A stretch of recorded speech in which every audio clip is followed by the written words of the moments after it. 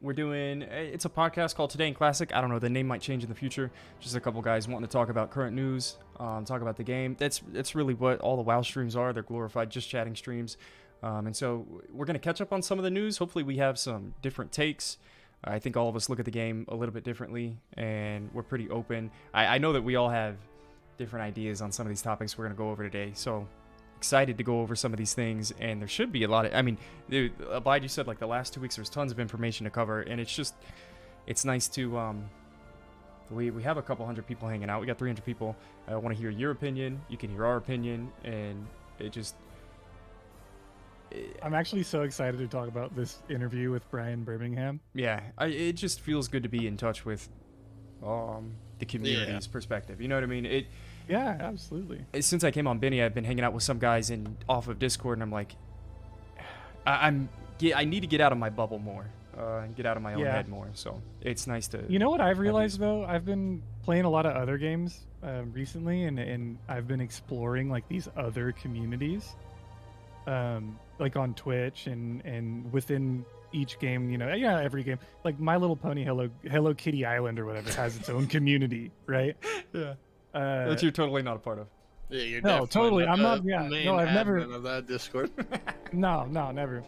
I don't know, dude. Like it's weird when you're ingrained in the classic WoW community, and it's like part of like you're living and like you're breathing the game, right? Like you work, and then outside of work you're raiding, and if you're not raiding you're streaming, or you're leveling hardcore, or you're farming gold, or you're shilling out RXP guides, right? Like whatever it is, right?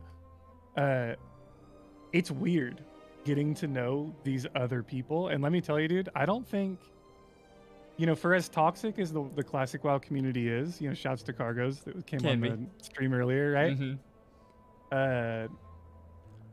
It does, I'm not gonna lie, like, go explore other communities, man. The WoW community hits different.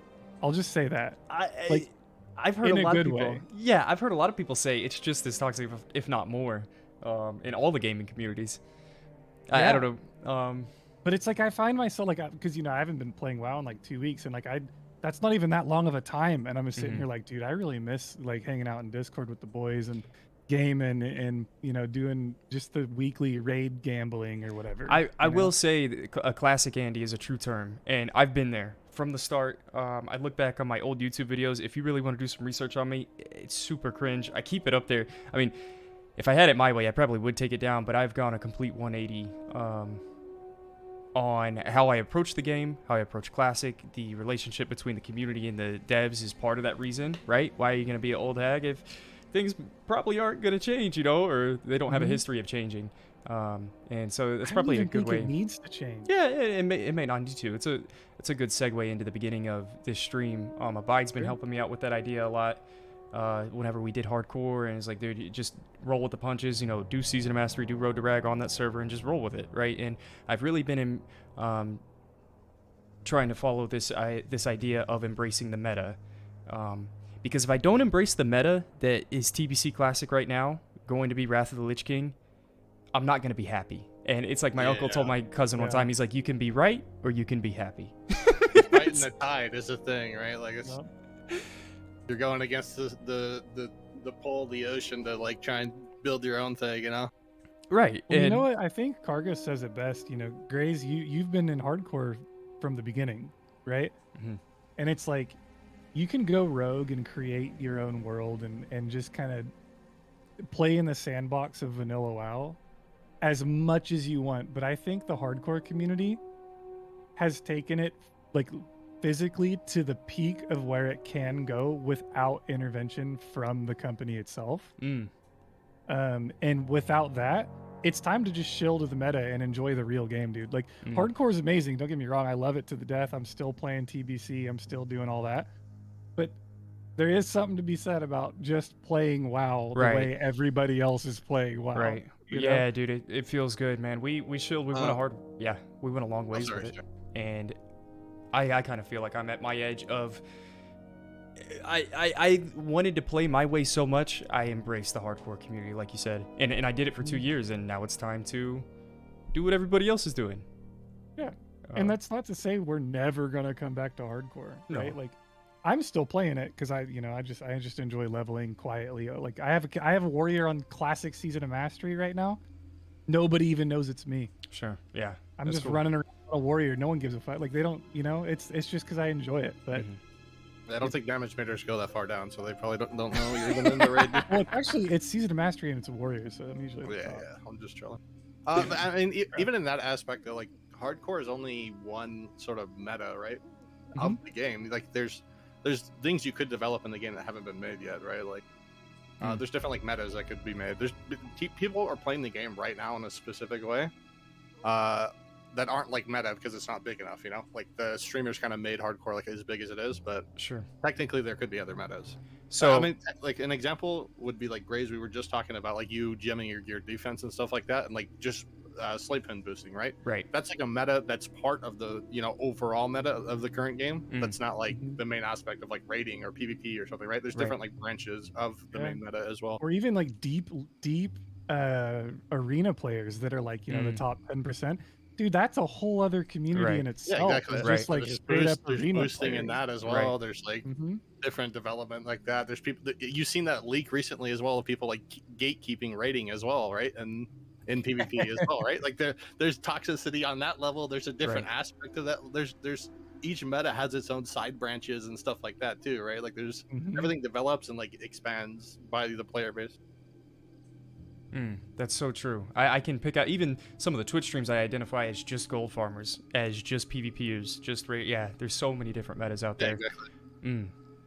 So let's get into this idea of embracing the meta. I'm excited to see what happens in Wrath. One idea that Winky, we were thinking it was going to be a thing, is this idea of Dungeoncleave. I think you can even look it up right now. Dungeoncleave.com. Dude. So that's a whole nother meta.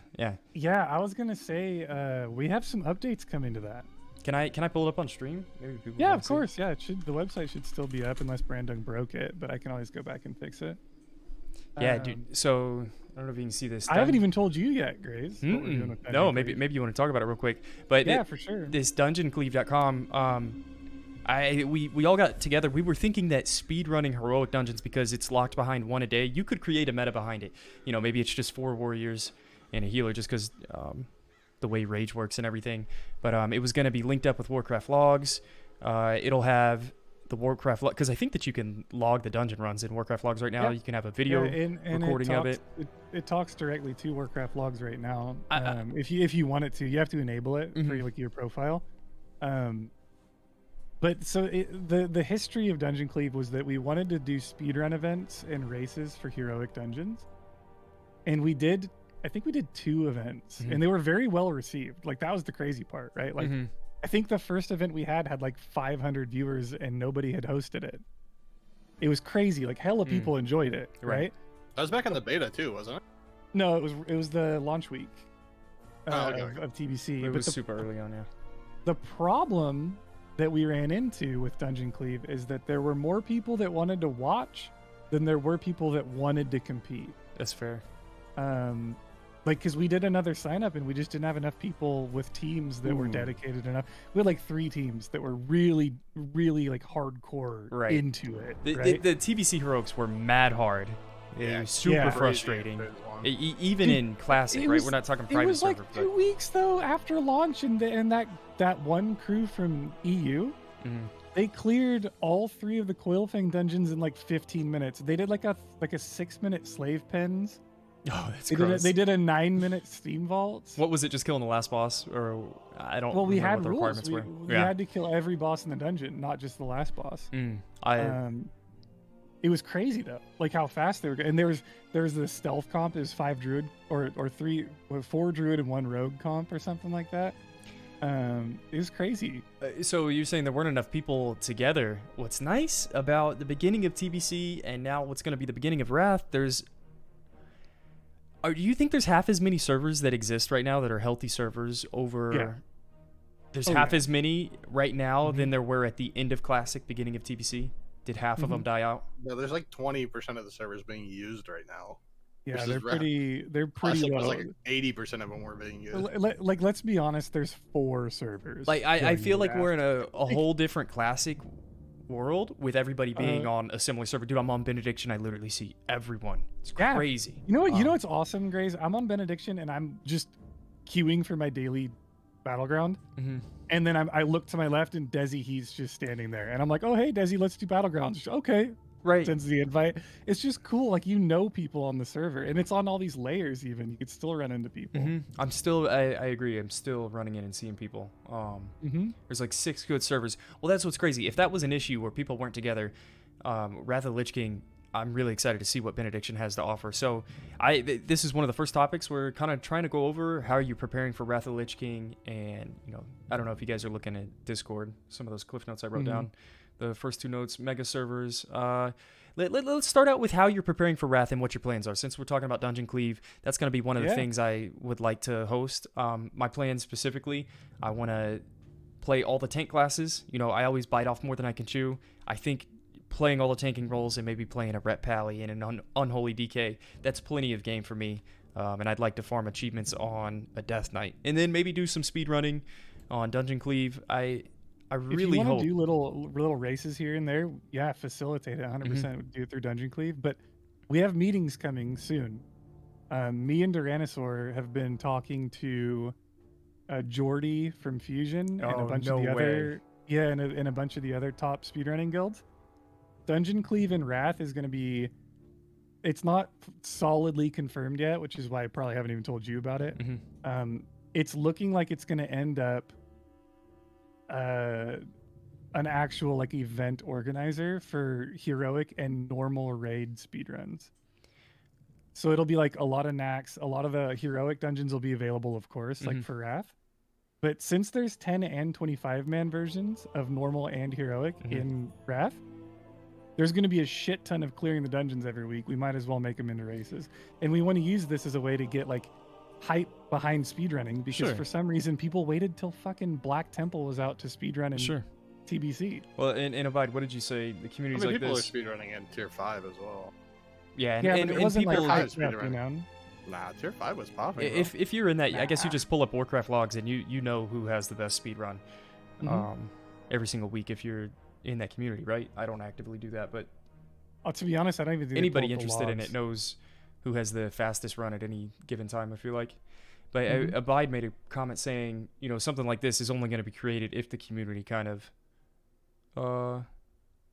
dives into it. So it's cool to hear that you have Jordy and some of the other big guys actually interested that's why in this. we approached this specifically, like the speed running community, to like try and get it in. Because, you know, Sarth has always been partnered with Dungeoncleave like from the beginning. And he's really cool with a lot of the speedrunners too. So I think it'll be a good play to get some use out of it. Those are my plans. Does this Dungeoncleave interest you at all, Abide? What are your plans for Wrath? I talked to Winky a little bit ago about some of the Dungeoncleave stuff. Yeah, and I think it was just kind of we talked about the same stuff before too, right? Like it was just there wasn't enough people participating with it, right? It was just, and that's kind of like we came to a lot of the same conclusions as, like, you know, the Phase 1 dungeons were pretty hard and the heroics are pretty hard, right? Like they were, you know, you go in there into Blood Furnace in Phase 1 and the first 2 mobs literally one-shot you on the pole, right? Like, dude, it would be cool to go see some speedruns now of like how fast can you do it, you know, just to see. Yeah, but they're like, I don't know, it's completely different because they're all nerfed too, right? And the Sunwell gear is like, yeah, that's the best part though. You're like in end-game Biss just blasting through, you know?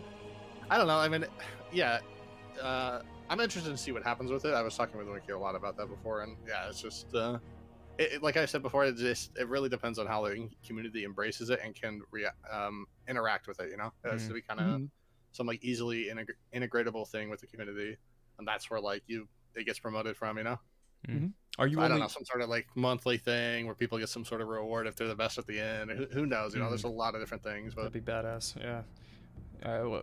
Somehow get Wowhead involved. I mean, they posted a lot of updates on hardcore. No reason they couldn't do that for something like this. Are you going to be tanking? And is that all you do, Abide? I'd stay out of the loop with you. What are you mainly going to be doing? Abide's actually a warlock player. I would really like this topic, preparing for Wrath. So I think there's like multiple ways you could break it down. In terms of like what I'm doing for Wrath, I'll be tanking. I have all 3 tanks currently right now in TBC. And then I'll have a Death Knight as well in Wrath, and then I'll have like a couple DPS classes.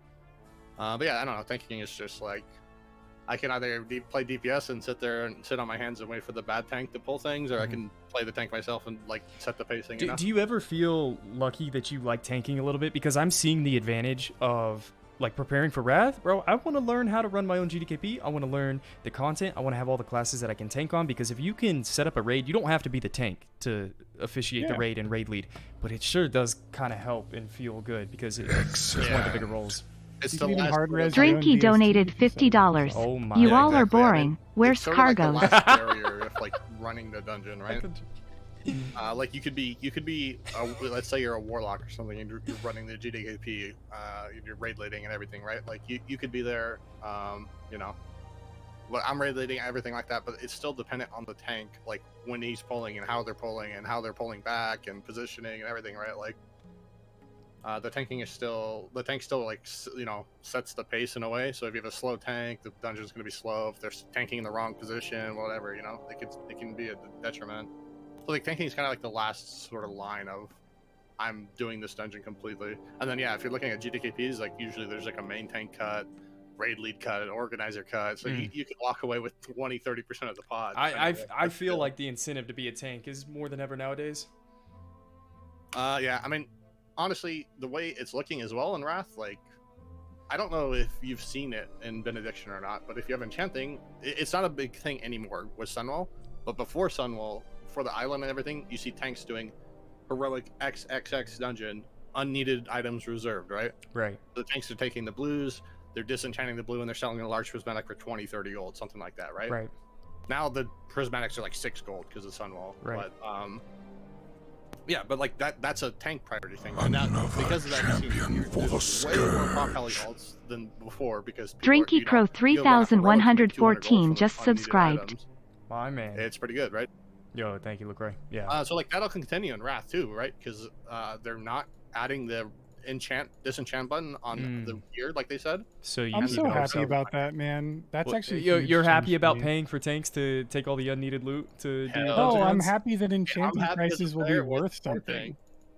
Yeah, I'm happy that enchanting mats will still be worth something. Yeah, I mean, I don't know. The thing with Wrath is like the blues are worth way less. Like you don't need as many blue they're called dream shards on Wrath. You don't need them as much as large cosmetics. But the free DE button, I don't know, it devalues the normalizes it for sure. Yeah, it definitely devalues and normalizes the price for sure. Because it like, you know, everyone in the dungeon usually walks away with 1 or 2 things, right? Versus one guy getting everything and setting the price. Yeah, that's true. I mean, you get your badges. Let's be real, you're only in there for badges. Yeah, but I mean, I don't know. As a tank, you can always make gold. Like when Random Dungeon Finder was in, you would sell queues to DPS, like, you know, 25, 50 gold a pop. So no matter what, as a tank, you'll make gold. Yeah, I don't know. I mean, it's all kind of whatever. Tanking is definitely like the main role to like set up and carry yourself for like profit in different aspects, right?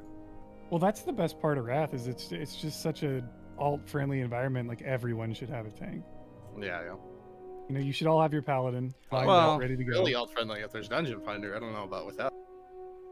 Yeah, some people. Phase 1 is still boring as hell. You're gonna want alt. Yeah, definitely. That's actually what I've been doing to prep.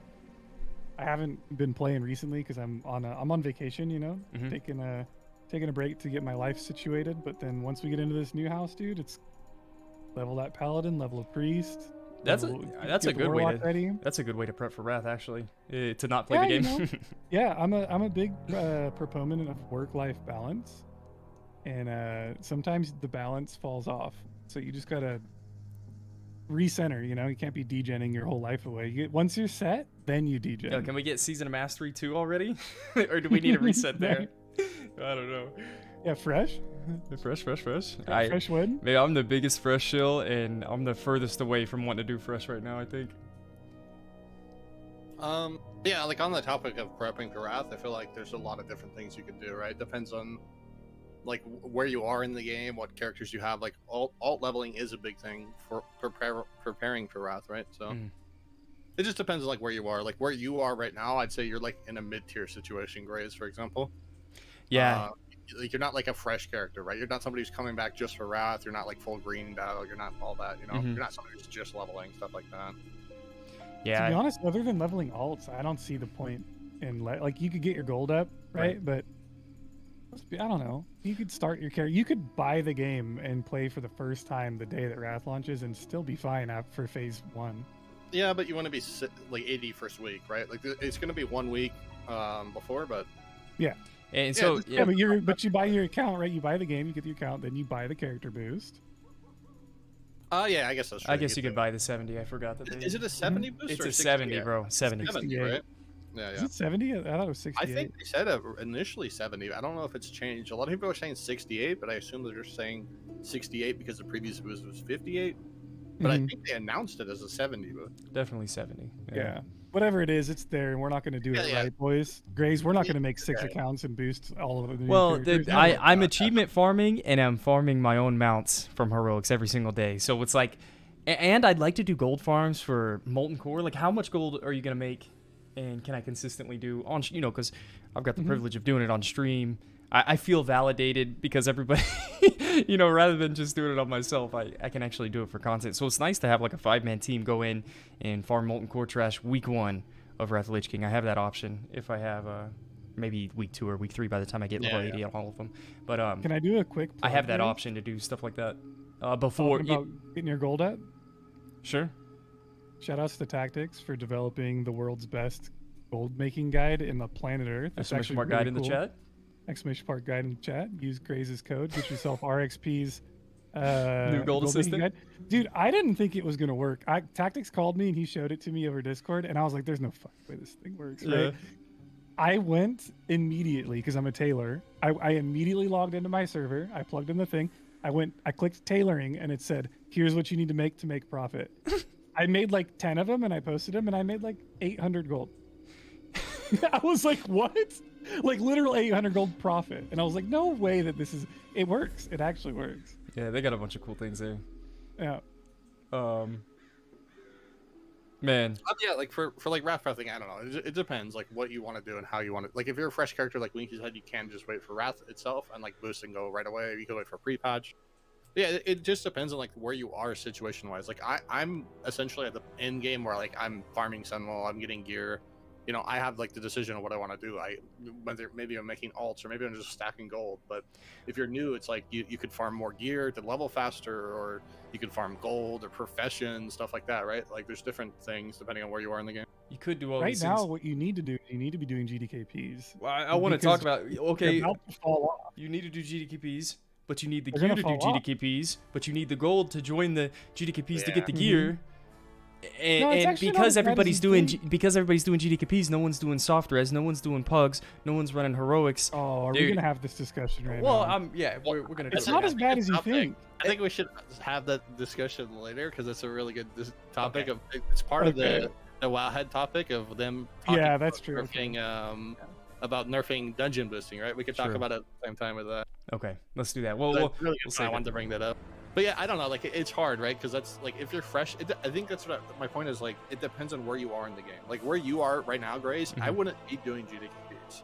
I would be farming gold, and I would be trying to do soft res or host my own. If you have gold to do GDKPs, it's fine. But you're kind of like low on gold, and you're kind of in the red. I'm kind of in the red. Yeah. If you're a gamer and you've been raiding every lockout consistently, right now is the perfect time to quit your guild and go do GDKPs.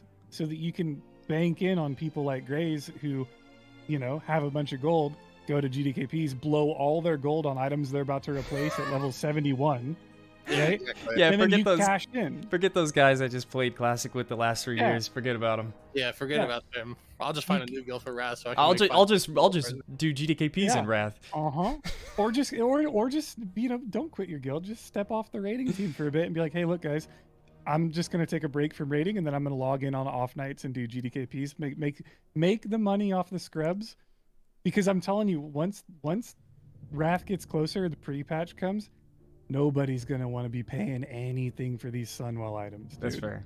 Dude, can we... They're going to be like, well, I'm going to replace them. Like with Death Knights, right? But other than that, like, it's going to be going down over time, just like we saw in Axe and Classic. And I feel like people... the excitement to gear up a Death Knight is probably a lot less because the raids don't open up until a week after, and so it was like it'd be really cool to twink out your Death Knight if you could go straight into Nax, It on would 48 be so hours, cool. but you got to wait a week before. People will still do it though, right? There's people that got they got the purse and they don't care. They want to twink it up. I want to see Death Knights and how they perform in Sunwell during the pre-patch. They're gonna be bad because they're not gonna have the gear, right? Whereas like the Warlock that's gonna be topping meters will have the gear already and just have to respec.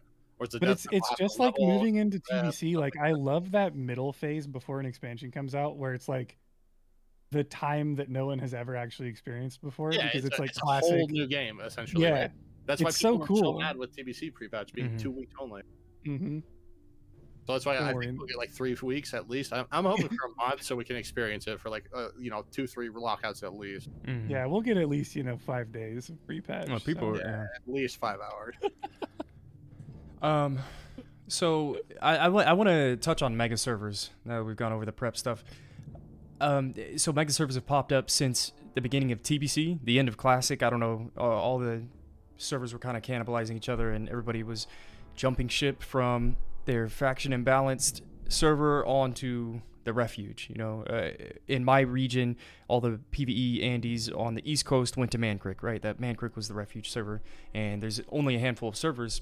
This idea of mega servers is a thing for the first time, I think, to Classic players, vanilla players, people who didn't think that they wanted mega servers, and now they've experienced it.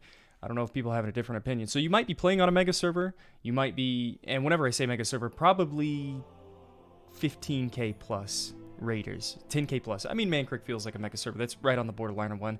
But I want to just quickly talk about mega servers, where you guys are. If you type a 1 in the chat if you're on a mega server, or 2 if you're not, just to get a feel where everybody is. I didn't really understand what a mega server was, the benefits of it, until I rolled on Benediction, and I didn't realize maybe the misplay that I felt like I was gonna do. For me, I don't think it's for everybody, but I wanted to roll on EU, on Mirage Raceway, kind of comfy with Scotty J.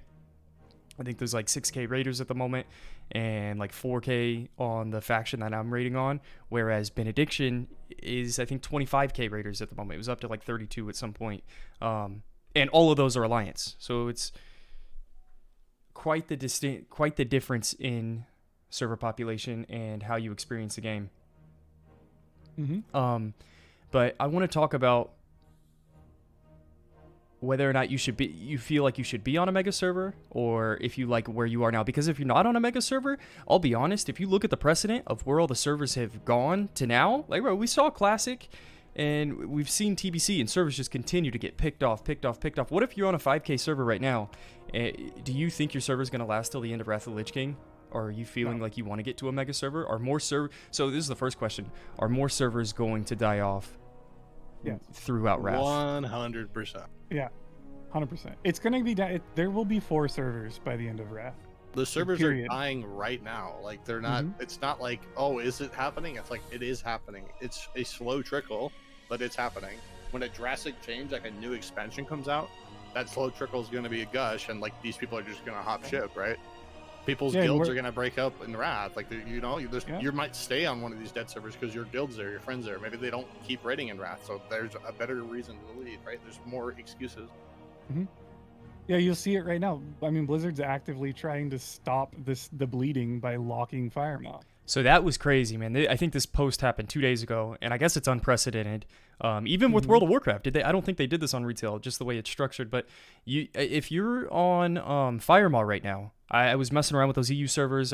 Whenever you guys told me to join Benediction, remember Firemaw had like an hour-long queue during prime time, and I think for like 6 weeks now, probably even longer, during prime time there is over a 1 hour queue, maybe even 3 hours, and the problem hasn't gone away. It hasn't fixed itself like I guess it always has in the past. I think that they've offered free server transfers for a while now, and I think that always kind of cycled itself out. But it's weird, man. Near the end of TBC, it's not working this time, and you cannot transfer to Firemaw. You can't even create a new character on Firemaw. Yeah. You have set, like, imagine you were excited about, I don't know, adding a prop paladin to your repertoire. For some reason you don't have one already, but you're like, you know what, I'm gonna get ready, I'm gonna make a prop paladin. Guess what, you can't add a prop paladin to your dream team of characters right now. It's crazy that I don't know, it's just wild to me that Firemaw is completely locked right now. And I feel like this is what people have been talking about since day one.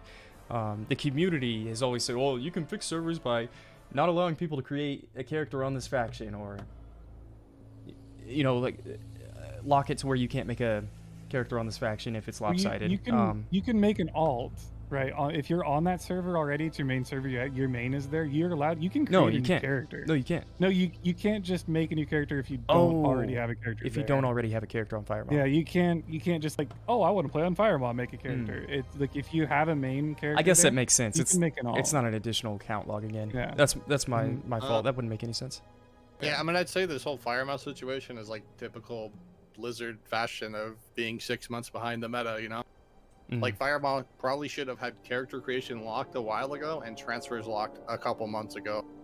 Like, they're just a little bit behind. The problem shouldn't be allowed to get to this point, right? Of like, there's a 30k queue on Firemaw, 10k queue, and it's a 6-hour queue type of shit. Like, that shouldn't be allowed to happen. It should be fixed in other ways. Like, there should be ways to link the servers together, like they do on retail or something along that lines. It shouldn't just be, let's lock the server because we don't know what to do. Yeah, That's I mean, kind of just like, you know. For me, the problem isn't even that they're locking the server. It's like they're not addressing the actual exactly. problem. They're just sweeping it under the rug. That's what I mean. The real problem that they need to be asking themselves and trying to find a way to fix is, why are people going to Firemaw? What is making people quit the servers that they're on? And how can they fix that? I mean, if you look at the Ironforge Pro for the servers, like Benediction's not too far behind. I know. We're on our way on Firemaw. So when's Benediction getting locked? Bro, did you see their post though? They said Firemaw is the biggest WoW server, and Benediction's the 26th biggest compared to retail. I mean, if you're this doesn't include queue, right? This just includes weekly logs. So like, this also doesn't include unique players. This is characters, right? So like, Benediction probably has a bit more alts, whereas Firemaw has more unique players. But yeah, I don't know. Like, it's not too far behind, right? I mean, the difference as well is like, yeah, it's 26 versus 31 or whatever, or rank 1 versus 26, right? But like, that couldn't be that much different, right? Like, if the server caps out at, you know, Benediction's 25k, if server caps at 28k, Benediction's right behind that, right? So it's like, yeah, the difference might be, 26 rankings, but it could literally be 1,000 players for each rank, or 100 players for each rank. So it's not like that far apart. You know what I mean? You know what's crazy about this too? But if you play on Benediction, you almost have access to twice as many players as people do on Firemaw, even though it's a bigger server. It just kind of blows my mind. It's better because it's one faction. But to expand to what Winky said is, this is the issue, and this is what they're not fixing is. That doesn't fix the issue. It only sweeps under the rug, right? It's like, okay, so now Firemaw's locked. What's the next server that we're going to if we're on the EU? It's Gehennis, right? Gehennis if we're Horde. Yeah. So like, how long until Gehennis is an issue, right? Like, I mean, how long until what's the Alliance server? Is there even a specific EU Alliance server? I don't think there is, right? I think they all went Firemaw. Yeah, it's all Firemaw. Yeah, so it's like, how long until Gehennis is an issue, because we're not addressing the issue. We're just simply, sweeping under the rug and ignoring it. We're not fixing the problem, right? Like, so I don't know. I mean, it's just really, it's just like a, Blizzard fashion of, let's just stop the bleeding instead of, fixing the, the broken issue. Right. I don't know if you want to get into it now. Oh man, I'm just thinking about the mage boosting and gold buying and botting. That could go in the same vein. I don't think I want to open up that can of worms yet, but yeah, I don't know. This is just current news on what happened. I'm curious to see how Firemaw pans out. But if you look at Ironforge Pro, look at this. I'm counting like 2, 4, 6, 8, 10, 12, 14, 16, 18, 20, 22. So 22 servers. I don't want to act like these guys aren't playing the game, because there's 360 people currently PvPing or raiding on Razor Gore. I mean, that's nothing, bro. Come on, let's. But so by the end of Wrath of the Lich King, you really think this list is gonna look like 360? Like, what is that? Like, okay, 15 raids. What about 2,500? Because you'll hear classic players all the time. That's the same server size that a classic server was back in the day, right? That's what people say. Yeah, but coming from like, you didn't know better back then too. You used to click and keyboard turn and think that was this. You know what I mean? Like, right. Some of us still do, but Well, and even in future iterations of the game, from what people have seen already, they're not going to subscribe to probably play on a 2500 server pop. I do feel like these smaller server pops are just kind of a dying breed. And there are you guys out there that love your comfy, cozy server. I respect it. I get it. Yeah. Maybe the open world resources feel good to farm, but I think Wrath is strictly gonna shake the meta up a lot of like all these small pop servers that people have a reason to stay there.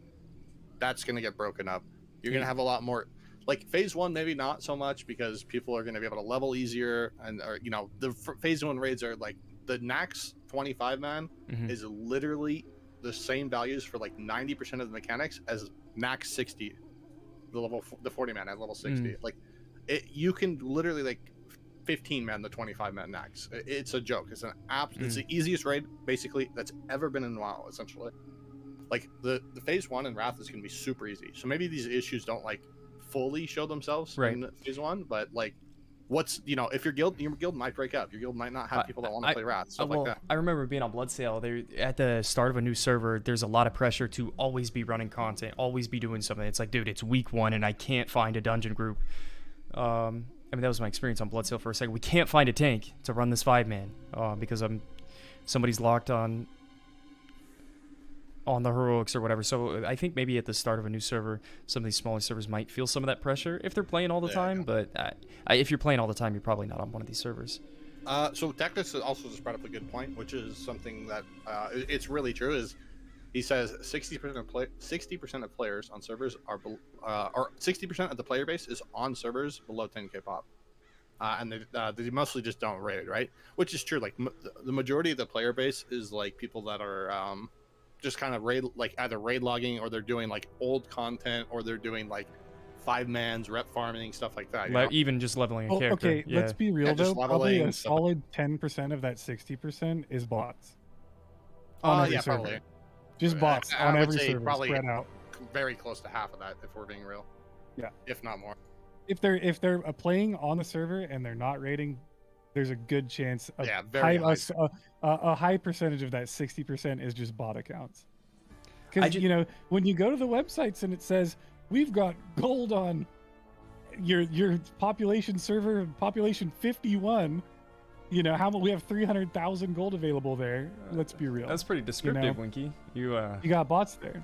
Yeah. You've been visiting those websites. Yeah, I mean, I think it is that or I'm botting. Definitely bots for the most part, but I think there is like a large percentage of the player base that is kind of just like casually logging in, doing their heroics, maybe doing a little bit of rep. Yeah, and I know people talk about server health all the time. I hope you don't think it's a boring topic. Like, I genuinely am curious. Are you worried about being on one of these smaller servers?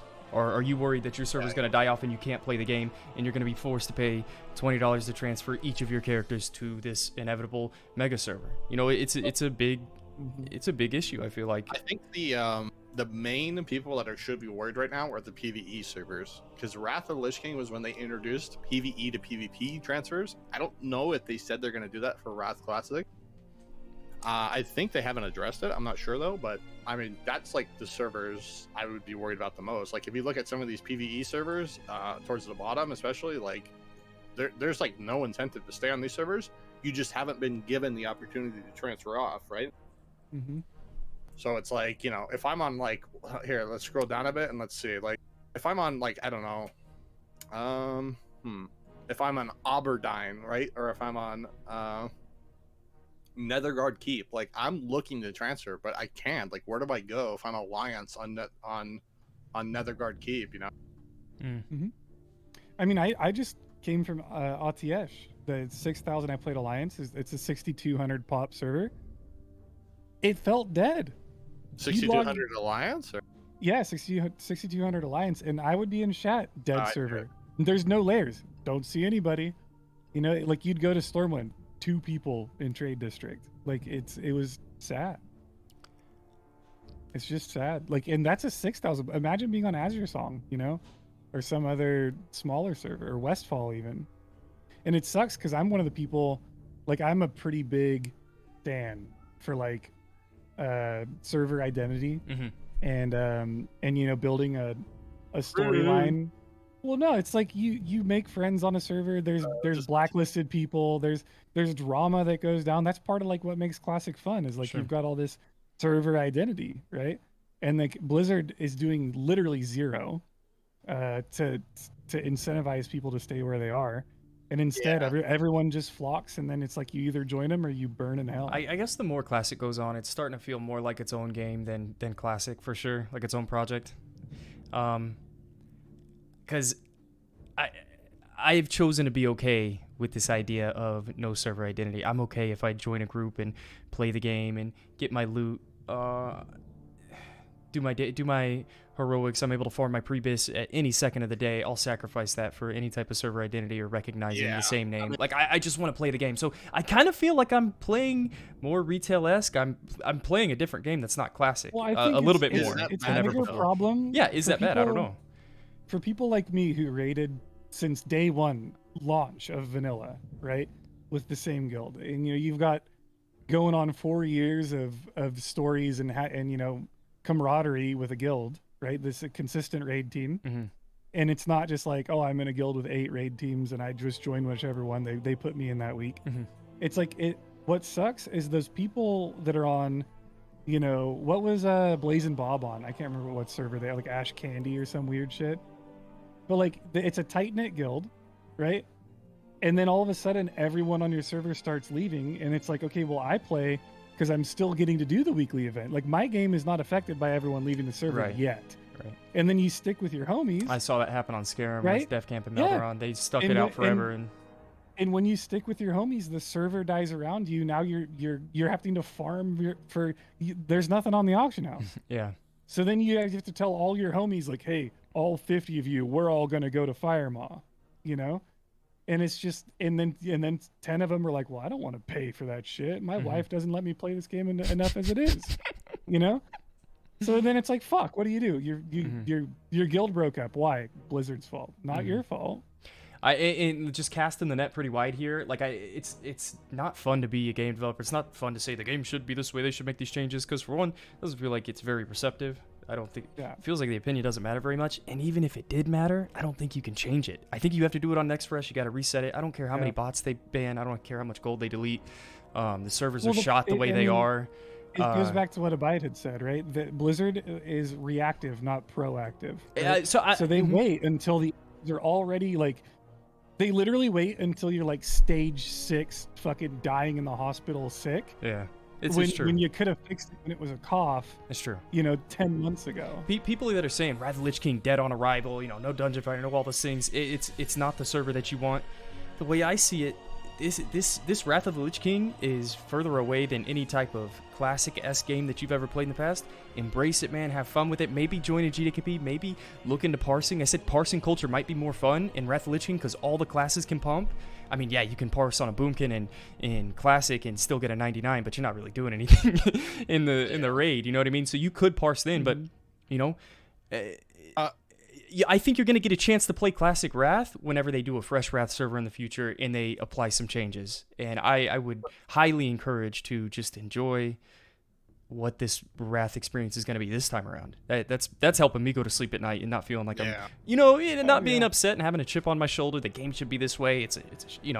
I think that's like a really good topic by itself. I could go on like a 20-minute rant about that. Like people, I think the main issue with Classic right now, on like both development side and player side, is like exactly like you're saying. People are expecting that nostalgia experience that you had when you first played the game. You're like, everything's new. You're exploring the world. Everything's like, whoa, what's over here? What's this? Whoa, I got a new talent point. That's sick. What? My character's 1% more damage. Like, right. You don't have that anymore. Everything is like completely meta spreadsheeted out. Like, there's no, oh, this is brand new experience for me. And I think that's the issue with Classic, is people are trying to like believe they're gonna have that nostalgia experience again, instead of like having a trip down memory lane type of thing. You know what I mean? Like, Classic, essentially the reality is you're just gonna play the game and like have like a, oh, I remember doing this type back then. This was fun back then. You're doing that, and then you're also like playing it in like a today's meta type of like min-maxy sort of like more in-depth knowledge, everything's available to you type of thing, right? Like simply because of like the internet and information, it's impossible to have that nostalgia experience that you had the first time. You can never have that experience, right? Like you've already experienced it. You can never experience something you've already experienced again for the first time, right? So like, I don't know, I think that's the issue with Classic is like it's being developed for an experience that you can't have. Like you can never you know what's crazy? I would argue that though. Yeah. What would you say? The RP servers are there for the people who don't subscribe to the meta, right? Yeah. But the meta doesn't matter though. Like that's not the point. Yeah. It's like they're trying to give you an experience you literally can't have, right? Because like you'll Blizzard, never, 100%. Yeah, like they're developing the game for that instead of developing the game for like, okay, people are gonna have the nostalgia feelings, but like the game is 15 years later, the meta's developed, things are spreadsheeted. How can we kind of intertwine the two to kind of still give you that nostalgia experience while still like, you know, being a more quality of life features and more up to date and more like this server situation could literally be fixed by just copying how retail does servers, right? You could have dead servers but have them linked together. Like you can have, you know, servers sharded together. You can do that right now. They have the technology. They could do it. So why don't they? Or just straight up share the auction house. That would save literally just link the auction houses in the mailing. Yeah, they can do something saves, like the that, entire system. Like, but at that point, it's like, why not just link all the servers too, right? I just wonder if those people that don't want those things are starting to feel the consequences of not having them. And now you have to pay for a server. Now you have to pay a server transfer to join Firemall. Now guess what? They want you to server transfer off of Firemall. They're feeling it. They have to be feeling or it. If you don't server transfer in the roulette of making their character on launch on a good server that's still alive today, they've already felt the repercussions and they've had to go somewhere. And if you don't server transfer, you quit the game, right? And it just And keep in mind, the vast majority of people who play WoW are not as plugged in as we are, right? They're not looking at ironforge.pro. They're not watching Twitch streams. They're not watching YouTube videos, typing in Cargo's gaming warlock guide, right? They're just people that, I remember playing WoW when I was younger and I want to play it again. And then their server dies and they're like, okay, cool, Vanilla Classic was fun, but it seems like people just moved on. And then they just stopped playing the game. It's sad. Yeah, I don't know. I mean, it's weird, but I think the issue is like Blizzard is just severely disconnected with like what the majority of the player base wants. Like, that's fair. I think a good example is like the no dungeon finder thing, right? Which has been, I think is a point we're going to talk about later. But like, we can talk about it now. Example of, so like the example of the no dungeon finder thing is, you know, they said, oh, this is what players want, but then like every single media source everywhere, Wowhead, Icy Veins, like Reddit, the official forums everywhere, majority of the players are like, who wanted this? Nobody. It's like 70-30 people against it versus for it, you know. That has been true. One thing that I don't know why Blizzard, like, I feel like the player base feels cheated a little bit. Like I feel like feel like Classic is always looked down on as, you know, this was this project that we didn't think was going to be good, and now all of a sudden it's making money, and we want to support it all of a sudden. It just feels like it's on their back burner. Man, sorry, I don't want to go down the route of trash. I think that's not the route I want to take this. Popular than they thought it would be. Yeah. You know? I think they thought it would just be like, oh, people check it out and then they quit. But like, it's actually like a pretty good amount of their subs, you know. You know, like the Ironforge Pro shows, you know, how many people overall? A few 100,000. So you know, like that's 300,000, something like that. That's like a lot of people. Yeah, so like I said, man, there's enough people harping and crying about how they feel they're perceived by Blizzard, but because of the reaction time to the servers and some of these other things and the changes like the RDF, you can't help but feel gypped or just I mean, cheated and not paid attention to. It's hard because, right, like no matter what, like at the end of the day, you have to realize like no game is perfect. Like every game has flaws, right? Classic has flaws, TBC has flaws, Wrath has flaws. Every single game has flaws. Like it's hard from a development point of view because you can't make everyone happy, right? Like you'll never make everyone happy. You'll never make the majority of people happy. So you kind of have to find like a good middle ground. But I don't know. I mean, really feels like they're just like off center with like who they're targeting and what they're putting out versus like what people are actually, how people are actually playing the game. Like I wish we could give constructive criticism, right? I wish we could help, and I feel like people are doing that on the forums and. Well, I think the just issue with public that is perception. Like the forums are basically ignored from the main part of it, from what I could tell. They started the new like community, what's it called, like community guides, where there's like people or they like delegated people to join this yeah. community manager role, and then they never did shit with it. Yeah, exactly. And it's like what is that accomplishing? It's just the people that are like Blizzard yes men in the end, right? And I don't know, it's just it's really. Have you ever seen a post from anything about that after they brought people on? They like onboarded these people. I've seen the people posting things, and they're just like, it's them putting their own opinions out there, and like they're getting taken as fact of what the community want. Like, sounds about right. You know, the chickens got, like, for example, battle chickens in TBC got nerfed because one of the guys who played fucking Hunter, who doesn't have chickens who benefit him, complained that people were stacking melee were stacking chickens. So then he got chickens nerfed because he's a Hunter main. Like, and that's what the community's doing. Community members.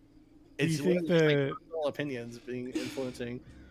It's weird that person didn't say anything about the Hunter macro for melee weaving. Yeah, melee weaving, exactly. Like that topic is weird, right? Like, I mean, that's the point. Like the whole point is like it's like the whole thing is silly. It's just dumb.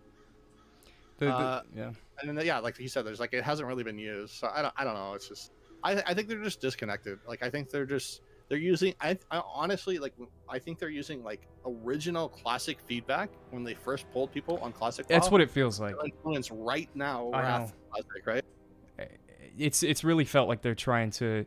It's like there was this dead silence all the way throughout Classic, and I'm glad they stuck to their guns with no changes. And then once they started doing things, and they're being more receptive, and they're talking about us. Even in that interview, they're like, Classic, this project, we didn't think that was going to be. We didn't think it was going to be a big deal, but guess what? Turns out people like Classic. And it's like they're still referring to us that way. Like, they're amazed that this is a good game. And it's like, I almost hate being referred to that way. The game that you've been asking for years and years and years and years and years. Just that person, they still refer to the Classic team as like, oh, we didn't know it was going to be a big deal, and now it's great. Now we're selling level 70 boosts. And it just... yeah, it just feels a little bit behind. Blizzard is like the grandparent, and you're like the kid, and they're the grandparent that like remembers who you are, but every time you see them, they call you your brother or your sister's name. Like, oh hey Jimmy, it's like, Grandpa, I'm Timmy, over and over and over, like for years until they die. That's just how it goes. Yeah.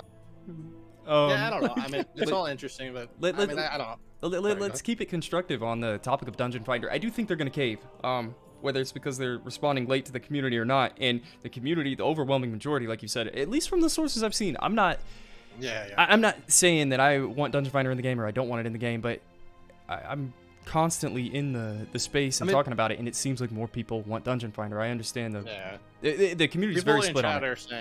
A lot of people in chat are saying like the polls aren't exactly correct, which is true, right? It's poll true. is obviously, it's very easy to say one thing in a poll, and in actuality, I think it's a lot different for Dungeon Finder versus like I think this guy says the polls aren't a good source because a lot of like 30% of people said they would play Classic Era as their main game, right? But nobody's playing it, right? So like obviously polls are a little bit different. I think something like that's a lot different though, because like that's literally you investing all your time in Classic Era versus like a thing in the game being there, you know what I mean? Like I don't know, I think that's a little bit different, but I don't know, like Blizzard could, hey, how about Blizzard just polls the community, right? Like that's very easy for them to do. I don't see why they don't just do that right now and get current information. Or they hire a community manager like any other company in the world. Yeah. And they actually have town halls or any kind of communication. Like, me, I'm like the anti-harp on Blizzard train. Yeah. But it's like, dude, their communication is just dog shit. Yeah, I mean, I've heard it in the past. It'd be sweet if they just went live and answered questions from the chat. Like that would be the best way to do it. Literally every other developer that I've ever seen that has any kind of community at all, they go live on a developer account. And they have their community managers. Yeah, you post it on Wowhead. You post it on Wowhead, you get all the questions. Have this, bro. Like Diablo 3 had this for so long. How is a game like WoW doesn't have this? Like, it's so crazy. Yeah, and it's set like Coffee Stain Studios. They make a lot of games that I like to play, and I tune in to every one of their community updates, even though I'm not actively like playing as part of their community right now. It's just cool that they do that, and then they show off cool things that the players are doing, like Yeah, they show like future content as well, just teasing and stuff like that. There's a lot of cool but things, like... ActiBliz is over here hiring people to build a spreadsheet on player gender or some shit, and not addressing serious problems they have within their games. Yeah, the community's not too far gone. It's not irredeemable. Like, the community wants... It'd be great if they had something like that. You know, we're going to play the game. We're still playing WoW. We're going to be playing WoW in 5 years. Help us out, man. Throw us a bone. Communicate a little bit. Playing WoW until the end of WoW. Yeah, I mean, you'll play till the servers go down, essentially. For like, yeah, it's true. So, but like on the topic of Dungeon Finder, like, I don't know, like, what don't people enjoy about it? What don't people like about it? Because like that kind of ties back to this mega server mentality as well. Like, I want server identity. I want it. Yeah, exactly. Like, but if there's 4 servers, like, what does that matter? If you're on a dead server, then it's strictly worse to not have Dungeon Finder, right? Yeah. Do you want to set? Yeah. No, I don't know. It's like, what's the negative of Dungeon Finder? Is it like, do you guys have any opinion on that? Let's try and. It's the same negative people say about like, you shouldn't have flying mounts in TBC. It's the same argument. It's we want to see people in the world, and that's like the whole argument. Let's be straight up with it. We don't have to spend 20 minutes on this topic. What is bad about Dungeon Finder? That's the only thing I can think of is you'll see less people flying around. Yeah, but you don't see anyone right now, anyways, right? Like. Yeah, but I'm just saying that's what sort of people model say. of the game has gone after Classic, because Classic was designed for you to be in the world. It's not even my opinion. It was not designed after to be like that, you know? Yeah, I'm just giving an example of an opinion that I've heard, and that's, in my opinion, I don't give a shit. I think it's fine. So, like, a counter argument is like, hey, does a single person guess what system's in the game right now? Does a single person have an issue with you pressing a button on your UI, queuing up for a battleground, waiting for the queue pop, accepting the queue, getting teleported to the content, playing the content, and getting teleported out? Tactics just said you guys should have someone that has different opinions on things on this podcast. The problem with that, Tactics, is that this is such a stupid thing that they're keeping out of the game. Yeah. The fact that this is blatantly dumb as shit that they're not putting it in the game, how can you disagree? Well, there's a lot of people that do disagree, and I understand why. Dungeon Finder, because this is true. Dungeon Finder changes social attitude and tolerance. It discourages you from playing with friends and guildmates.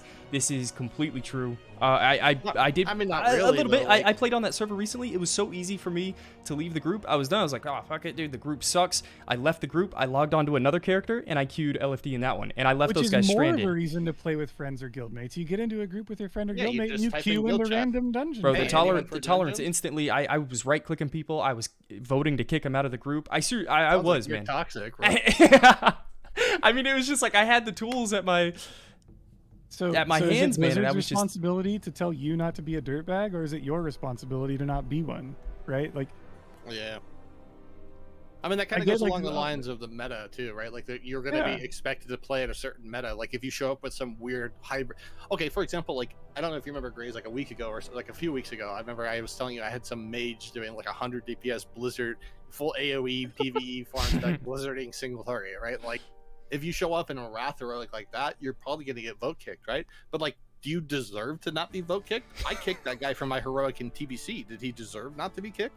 He's showing up Blizzarding bosses single target. You know what I mean? Like, that guy deserves to be kicked. I'm the kind of guy I'd rather keep him there for the whole run just so I have a better story to talk about afterwards.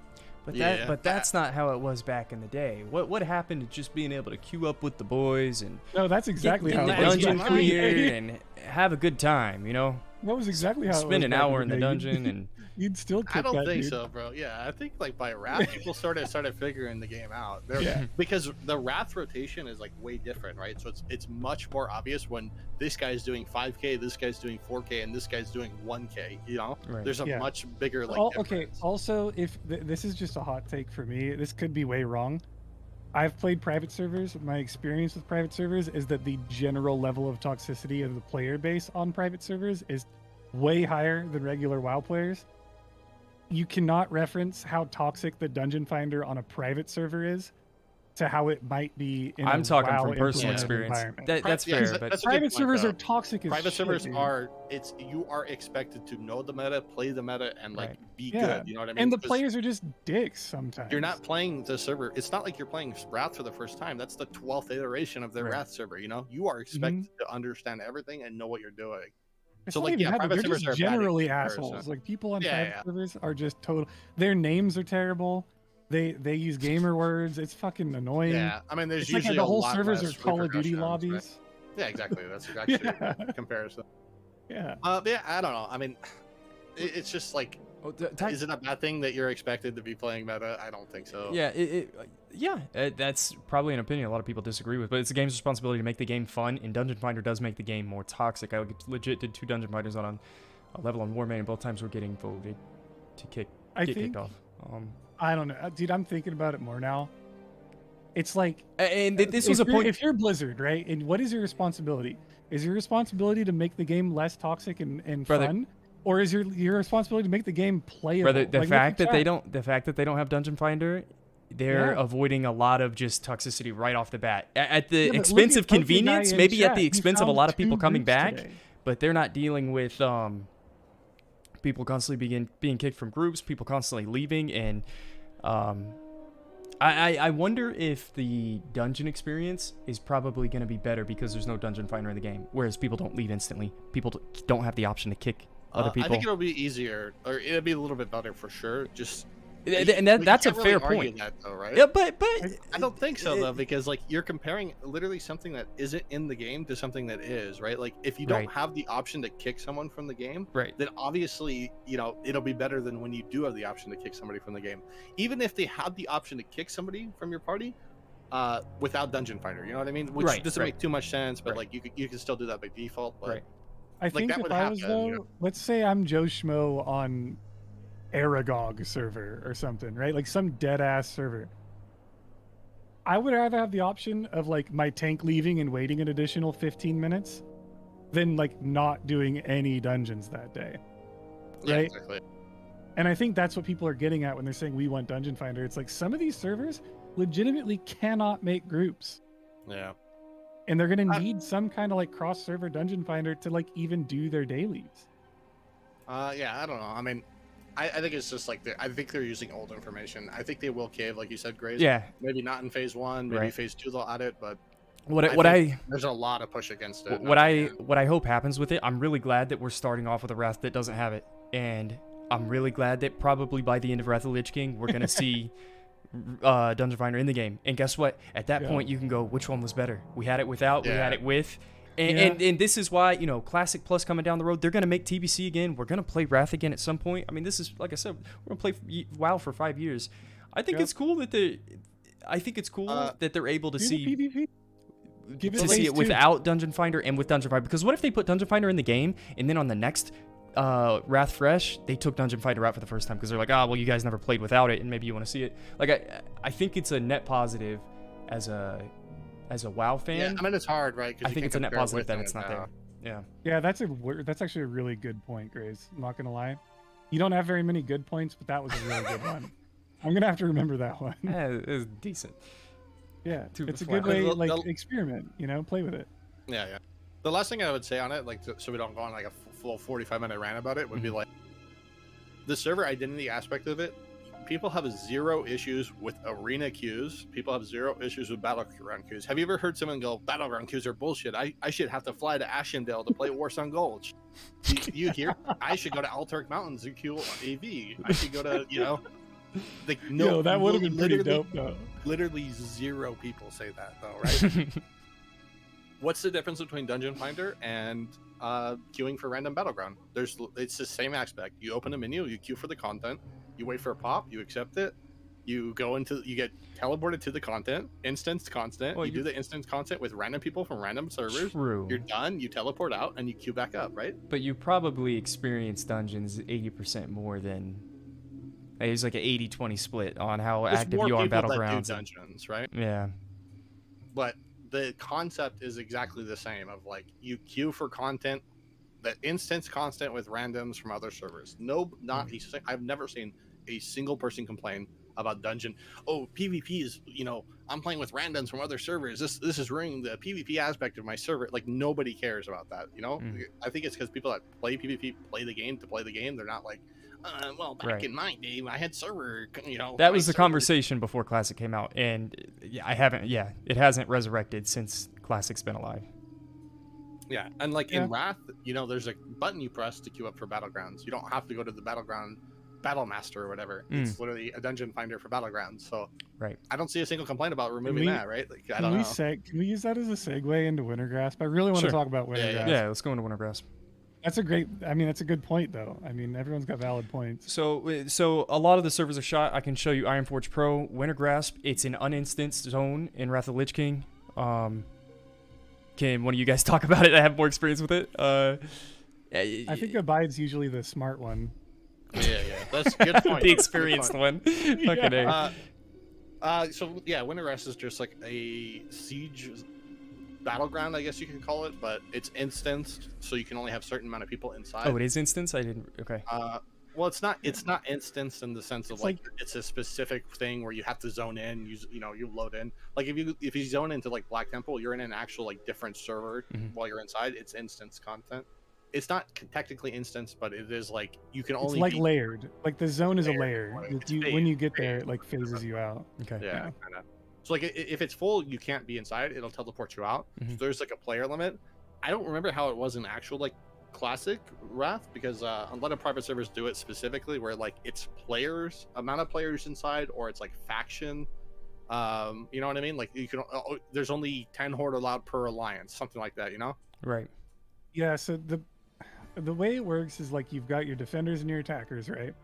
Yeah. The faction that owns the zone is going to get attacked by the faction that wants to take the zone. And typically back in the boomer days, you had to own it to do Algalon, right?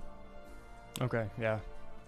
So they've announced this is an additional dungeon. It's not a raid. It's like a. It's a raid. It's a raid. It's like a weekly raid. You can do it daily layer. or weekly. What's the?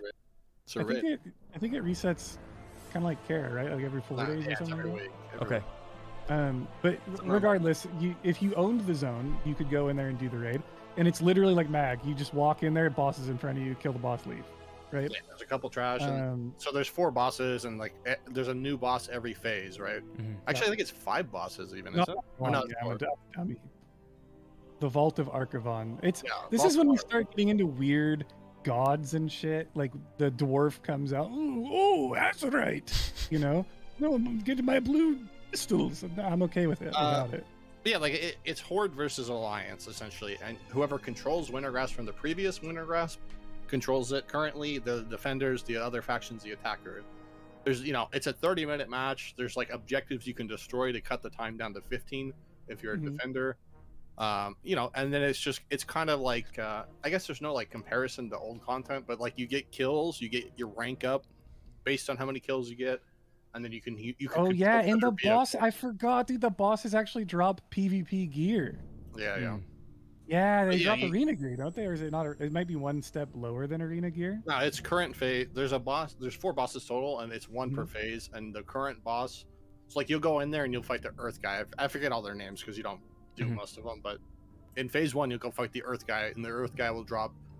They drop PvE and PvP gear, and it's like I think it's legs and like gloves, I think, and it's current phase, it's current tier PvE gear and current PvP gear. That's so cool. I wonder if any of your BIS pieces, I wonder how punishing it is if you don't have access to this. You run it daily. You have to run it. Yeah, they changed it to where you don't need to be the faction that owns it to do the raid now. I think that was a thing at the end, which is like they have to have that in for some of these servers. Right. Yeah, and the problem is, how is Wintergrasp even gonna work as a PvP that's like experience? the main topic that we were gonna discuss, right? Like, yeah, because like on Benediction, there is no horde. Right. 0 horde. There's 0.3% horde, and those are alts of Alliance players, right? So it's fair to what say, are they gonna do? It's fair to say a majority of people's experience on whatever server you're on will not experience Horde versus Alliance Wintergrasp. So there needs to be a change. Didn't they? I think in this post they said they addressed Wintergrasp, didn't they? Ryan Birmingham said in this interview something about like, oh well, we'll just allow the faction with the lower amount of players to get tenacity buffs, and which I'm Tenacity only was in, assuming. Yeah, it doesn't really help at all. It does literally nothing. Like, yeah. So unless they gives buff you the shit health out of and tenacity, damage. yeah. But the problem is, right? Let's say there's 100 alliance players and one horde on the server. The one horde shows up so that you can do Wintergrasp. That's 100 stacks of tenacity, and they have to like have buffed It's not tenacity even or that some high, shit. Like, too. It's like 5 stacks of tenacity. For every like 5 to 1, you get 1 stack of tenacity too. yeah, It's, it like, seems really terrible. It's horrible. Not only that, it but does is it means you get CC'd for a little bit longer until you die because you have higher health. That's all But it means. it just shows that, in my opinion, it just shows Brian Birmingham has never played Wrath of the Lich King. Because Wintergrasp is, you can't just, because he quotes, if you read it in there, he quotes like, I wouldn't mind being a rogue with 10 stacks of tenacity running around Wintergrasp or whatever. I was like, dude, there's siege weapons that you have to do. You have to take positions. You have to have a team of people. Walls. Like, you have to, you have to have a team of people to do this. You can't just be a rogue stealthing around and you'll never get anything done. Yeah, I mean, I think that's the issue overall with the game. Is like, I don't want to like be too negative, but I mean, that's my opinion. It's like, these people making the game right now have literally never played the game, or they played it like giga casual back in the day, and they're like, oh no, I played back in the day. It's like, yeah, you clicked your way in heroics, you know what I mean? Like, yeah, but it's like he quotes it as like, oh yeah, I'll be the rogue with tenacity. I'm like, bro, yeah, you so could they could give you a buff to where you're literally invincible and you'll still lose because you're one rogue that no one can damage, but you're getting nothing done that actually matters in you're not doing the Wintergrasp. objective of doing the thing, you know? Yeah, it's like, It's what like do you queuing up for mean? heroic and going, let's farm the trash and leave, you know? It's like, you're not doing the thing that you signed up to do. Yeah, I don't get it. So I really don't. I think they're really disconnected, but I mean, I don't know what they're gonna do about it. Like, I think they'll have to get enough push that like somebody who actually knows what they're talking about will have to do something. I think That's the honestly, problem. There's problem- nobody. what it's gonna be is just the same thing we see in Battlegrounds, where it could be Horde versus Horde. That's all it's gonna have to be. Horde versus Horde, Alliance versus Alliance. That might be one of the easiest fixes. The issue with that then becomes like, am I queuing up as a defender or attacker? Because there's quests for each side specifically, you know what I mean? But I don't think they'll address that. I don't think they'll address anything like that. So like, you have to queue up for Wintergrasp. If you're on a very low population server, you can fly into it when it's starting, and like, you know, maybe you'll have a slot. But like, it's a battleground. Technically, there's a guy you talk to, you queue up for it, and when it starts, it accepts people in, and then it caps out. You know, like, what I don't understand is, like, to me, it's just it's a band-aid. If you read what he said, we're still considering options. High stacks of tenacity and a backdoor vault to Archivon are current top contenders for how to handle Wintergrasp. We're interested to hear what people think, and it's like, yeah, he answered the faction imbalance. Faction imbalance has been consistently challenging to address, but the imbalance is the result of players playing where they want to. So they'll likely play where they have an advantage. So maybe stacking to heaven. Yeah, but it goes back to them putting a band-aid on it. Like, they're not addressing the problem. They're reacting to the problem. True. Instead of like okay, what's the why they said, okay, Wintergrasp isn't going to work. Why do people want to do Wintergrasp? Oh, because they want to do the raid. Okay, well, let's just make everyone always be able to do the raid. And it's like, well, that literally doesn't fix Wintergrasp at all. If you address the problem and get it and figure out the servers, all of this will heal itself for the most part. I will say, I feel like they're never gonna fix the factions. They're never gonna fix the servers. That's too far gone. I do like I like what you said about you queuing as an offender or defender. Sounds like the most reasonable band-aid fix to this at the moment. But then there's like another issue with this as well. It's like, if I'm on Benediction 25k pop, let's say Wintergrasp is I think it's every 3 hours, maybe it's every 6. I can't remember. Maybe somebody remembers. I think it's every 6. But what happens if I'm Benediction 25k pop? I queue up for Wintergrasp. It caps at 100 players. Okay, GG. I lose. I don't get in. Well, I think that there'll have to be tons of instances of Wintergrasp, right? Well, there'll be layers, right? So it'll be a little bit better. But like, yeah, I don't understand how that's gonna work, right? Because like, Wintergrasp is pretty big for honor. Wintergrasp is like, if you're a non-PvP player and you want to farm honor, like, tanks use the shoulder enchant from honor, right? That's your best tank shoulder enchant. So like, let's say I'm a tank and I want to farm honor. Wintergrasp is really good. You get like 35k honor a week from just doing the quests and doing one Wintergrasp. So it's like, you know, how do I do my quests if I'm trying to do Wintergrasp? How do I do this or that? You get when you get kills in Wintergrasp, you get like a shard, I think, a specific Wintergrasp shard, and you get that for doing the dailies and for winning, stuff like that. if I need to farm those, how do I farm that? If it caps at 100 and there's 20,000 people queuing up for it, you know what I mean? Like, that's another issue as well on these big servers is how do I get into Wintergrasp at all as either attacker or defender? Even if I'm defender and I'm gonna lose, like, how do I get in? You know what I mean? Wouldn't it be funny if it's first come, first serve?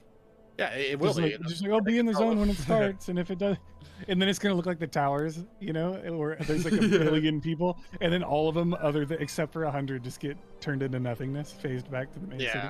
I mean, there'll be layers for sure with different timers, but then it's like, okay, is there gonna be phased inside of those layers? Is there gonna be, remove the cap or make the cap like a 500? I think they should just treat it like a battleground where you can queue up in doll or some shit. Yeah, or fly out there and queue up, and then you could just do it once a day or something, like a raid lockout on a battleground, or once every few hours or whatever it is.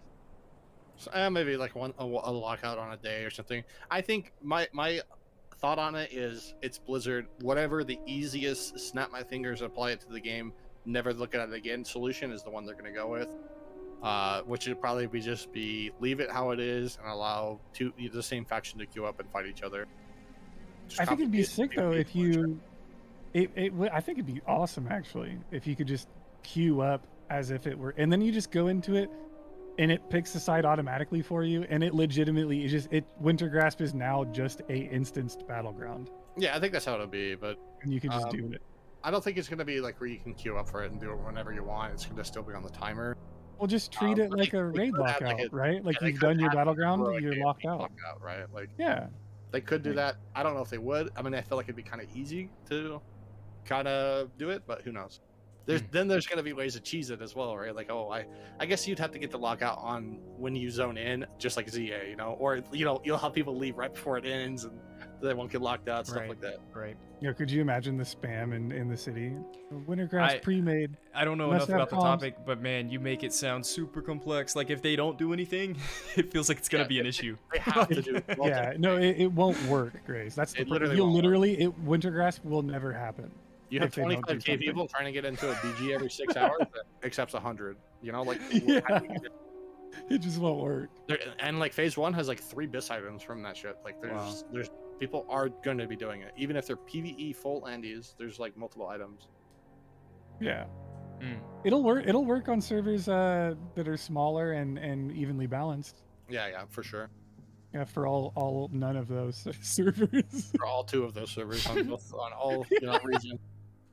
Yeah, then we should make a game out of it. We should make characters on like a dead server that's balanced and go over there and be like, wow, this Wintergrasp probably has 15 people in it. But it's balanced. They'll have to fix multiple things for sure. They'll have to fix like the mega server, not being able to get in at all. They'll have to fix the cross faction, the servers that are one faction only, not having enough, an opposing faction. They'll have to fix stuff like that. But I mean, I think the easiest thing is just simply they'll allow the same faction to queue up for both sides, and it'll just be like a 50-50 which side you get. Yeah. They'll allow, they'll add backdoor for sure. Like probably just be a portal and chat wrath is what it'll be that teleports you to the dungeon if you happen to be on these one faction servers as the small faction. And then they'll probably allow more people inside than previously was in Wrath. I think Wrath is like literally 100 people only. They'll probably up that to like 500 or something like that. Allow people in. And just get their stuff done, I like it. Yeah, you covered Wintergrasp really well. Or winter spring, Wintergrasp, whatever. Wintergrasp. I'm tripping. It's one of those topics I don't know what I'm talking about. Yeah. What about race change and faction change? So we can quickly go over this. We just got a few more points we want to hit before we're done with this. Why is it important, race change and faction change? I know a lot of people are anticipating it. Being in Wrath of the Lich King, I guess it came in at the end of Wrath, so they assumed it would be there. And again, Blizzard's pulling the card of, well, I respect it, I like it, but it kind of like the old classic-esque, we want your character that you create to have that character identity. You don't want to be able to just make a Tauren turn into an orc, you don't want any of the Alliance racials to turn into human. Yeah, they did, somewhere. I mean, it's just Blizzard being behind the times again, to be honest. No, but how many... I feel like a lot of people are happy that there isn't race change and faction change, because there's a lot of people that chose humans back in Classic because they knew Wrath of the Lich King Classic was going to be a thing. They wanted this racial advantage. Do you If think you it's wanna a big appeal- deal that race change and faction change isn't on the table? Yeah, Like, yeah. do you think it's super important? 100%. Yeah, You do? very important. I do. You would For one, personally use it? racials. They're not addressing racials yet. I think that's the next paragraph where they address racials. I think it's a huge problem if they don't allow it because people want to change their racials because every expansion, certain racials are part of the meta, and people figure out which racials are good. And then if you don't have it, you're going to be. You know how much times in Classic WoW I got fucking memed? I hate to cuss on your stream, Grays, but I got memed into the dirt because I played a human caster instead of a gnome caster. Right. That's just part of. It's the same in TBC right now too. Yeah, right? Like, it's the same in TBC. It's crazy. Like the meta drives the game, and if you're good, like if people want to change with the meta, I feel like they should be able to without having to boost a brand new character. Without having to buy a level 70 boost. The Horde faction or the Horde one is undead in Classic because there's no spell power on the Orc racial, right? Versus Orc Warlock in TBC versus undead in Classic, right? Like. I think it's like you said, Blizzard are just behind the times. Like people play meta. They're not like. Not only that, but they're behind like the social times, dude. Like people want to change what they are, right? It's like sometimes people are growing as a person in real life, and they want their character in a game to reflect that. You know, maybe what's they funny, want to change what sex they are or what race they are. Yeah, I'm just coming back to TBC, and I haven't been super involved in the meta, and I have this idea that the way I think the game should be and the way it was. And I kid you not, these two guys convinced me to roll Benediction instead of Mirage Raceway. Grays, you got to play in the Mega Server. Now that I'm playing on it, I'm like, oh, yeah, this is great. I'm playing the game. I'm joining GDKPs. I'm thinking about hosting my own. I'm boosting my own characters. I'm fully embracing the meta, and I'm starting to come around and finally see it. But I feel like I don't play PvP. I don't play PvP hardly at all. I'm not really playing the game at a high level all the time, and these changes that you guys are talking about, I feel like it's kind of drastic, but the more I play the game, the more I'm getting into the meta, the more I'm realizing I'm able to relate with you guys a little bit more. They want to protect like the integrity of the character that you made, right? This isn't something that they're forcing. Like you don't, if your character's identity because you made a human in Classic is very important to you, just stay a human in Wrath. Yeah. Don't change. Don't pay for the race change. That's what makes no sense, right? It's like you can. Just have the option there for people that want to pump. You know, like, what if I was an orc right now and I wanted to become a human because I want the best racial because I want to become. If I have this crazy like push to want to become a gladiator arena player, let me change my character. I want the racial, right? What doesn't make sense is like that aspect of it. That aspect of like you're keeping your character identity. What doesn't make sense is.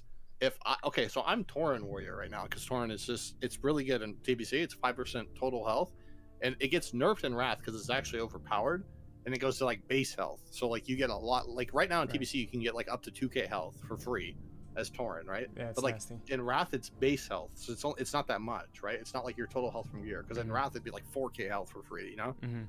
So like they had to nerf it, or it just gets insane, right? So like if I want to reroll, I'd have to reroll. So like.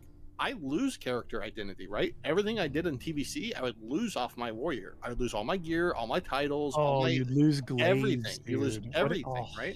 That would suck. So is that not more of a loss for my character identity than instead of me re-rolling completely to an orc warrior? Right. Is that not more than letting me just change my fact? Like, it's like what Winky said as well. Like maybe I identify now as an orc instead of a Tauren. Maybe, you know, my outlook on the races changed, and now like, hey, I like these guys. I've read the lore now, and I dislike this race now, and I want this one instead. Like, how does it? It makes zero sense that they're like, oh yeah, this helps. I mean, I can tell you as someone who played vanilla through retail from like the day it came out, when I made my very first shaman in TBC, and that was my main, like back when I was a child. Right, I had a lot of identity with that shaman, and the day that they allowed me to change that shaman into a dwarf, I did it in a heartbeat. And the fact that me as a kid enjoyed the fact that I was a dwarf shaman instead of a blue space goat, like removed all of the negative feeling of like wanting to keep my character's identity intact. Like I thought it was way cooler that I was a dwarf with a beard swinging big ass maces.